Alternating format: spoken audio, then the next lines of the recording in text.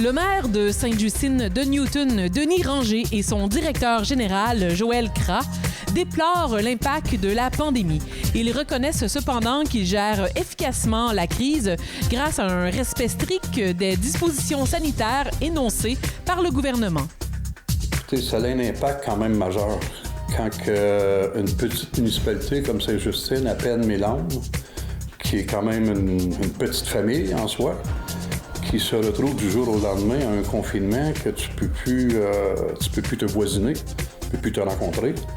C'est pas des mesures normales de vie, si on peut appeler ça.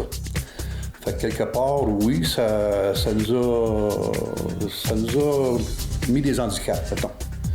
Mais on peut dire que ça s'est quand même bien passé. Les consignes qui nous ont été demandées ont été respectées. Ça a peut-être été plus dur pour certaines familles. On parle de grands-parents qui voient leurs petits-enfants, mais ça, c'est partout, là. On s'entend, c'est pas juste à Sainte-Justine là-dessus. Fait que les consignes imposées, ben écoutez, on a été de l'avant. Le lavage de main, ben oui, c'est une chose qu'il va falloir vivre avec, pour peut-être toujours même, je dirais. Moi, je pourrais dire, là, pour compléter un peu ce que monsieur le maire disait, c'est que nous, au niveau municipal, c'est sûr qu'on a quand même été avant-gardistes. Là. Avant même le décret, on voyait les choses aller, là, puis on a commencé tout de suite, un peu comme les autres municipalités, j'imagine, de Vaudreuil-Soulanges, à implanter des mesures de protection pour les employés, premièrement. Donc c'est sûr qu'au niveau même de gel hydroalcoolique, les gants et tout ce qui s'ensuit, là, on les a mis en place ici, puis on a pu tout de suite prendre des mesures de précaution au niveau sanitaire. Puis évidemment, tout au long de la crise jusqu'à aujourd'hui, on continue nos réunions de mesures d'urgence.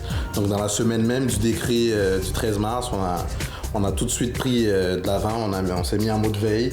On a commencé avec des mesures d'urgence, puis on les suit progressivement. Donc la fermeture de l'hôtel de ville, entre autres, d'autres mesures, j'imagine qu'on va pouvoir... Ça a d'ailleurs été une des premières choses, l'hôtel de ville en partant. Puis même suite à ça, va de soi qu'on a tout de suite commencé à faire le télétravail.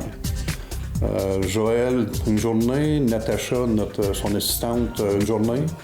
Ça pouvait arriver que les deux, dépendamment de l'importance de certains dossiers, rentraient.